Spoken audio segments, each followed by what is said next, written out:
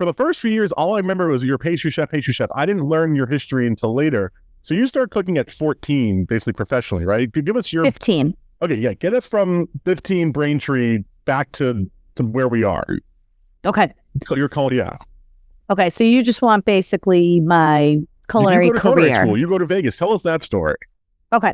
So I actually started cooking at a restaurant in Marshfield, Mass called the Fieldston. My first summer there, I was 15 years old. The owner was one of my stepfather's best friends, which was the only reason why I was even allowed in the kitchen.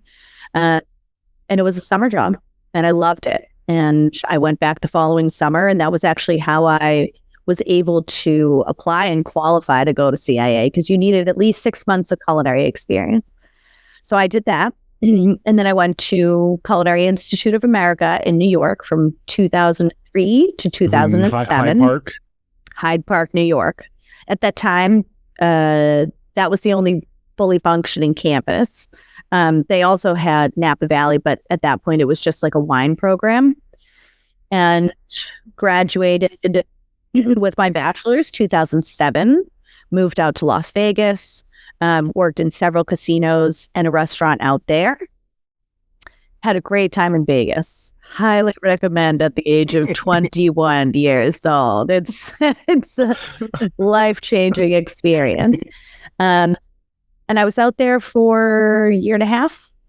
And at that point, I was asked to come back. It was actually what I refer to it as purchase back on the East Coast. And I opened the MGM Tower in Foxwoods. And I was there. I opened Shrine Nightclub.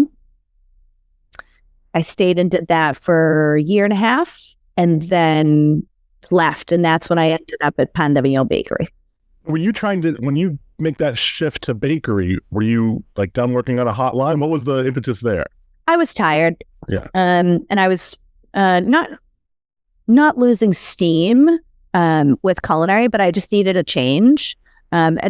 Sometimes you get a little bored doing the same thing over and over again. Even when you change cuisines, you're still going through the motions. And working in a kitchen is very taxing physically, mentally, and emotionally. So I wanted something that was a little bit of a change of pace. And I ended up going in the complete opposite end of the spectrum. I mean, ended up being the pastry chef at an artisan bakery. And that sounds all well and good, but this artisan bakery produced 15,000 pounds worth of bread every day.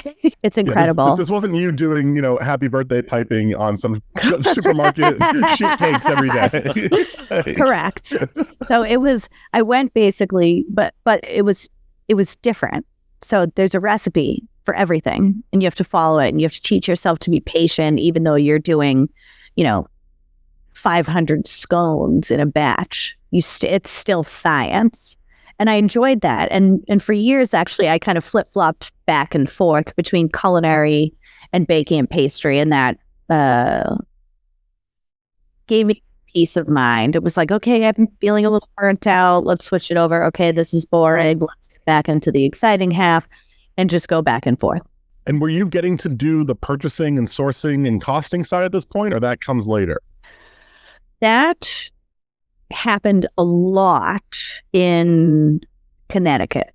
And that was when I realized that I really loved it. I liked being in charge of the day-to-day. I liked being in charge of the culinary finances, so to speak. I love organization. I think that people don't realize how much being organized helps them on a daily basis. Think about in your kitchen, your spoons are in the same drawer all the time. That's just simple organization, but you don't think about it that way. And you just go right to that drawer, you take out your spoon, you go to the same cabinet, you pull out your coffee cup. But that was when I really enjoyed it. At the bakery, it was organized chaos because there were so many people involved in every process. And then when I left the bakery and did consulting work, again, I was heavily involved with the culinary finances and organization at that point. All right. So now eventually I think we call you executive sous chef at some point in the Rustic Kitchen. Yep. Probably to protect the ego of whoever was the executive chef at that time.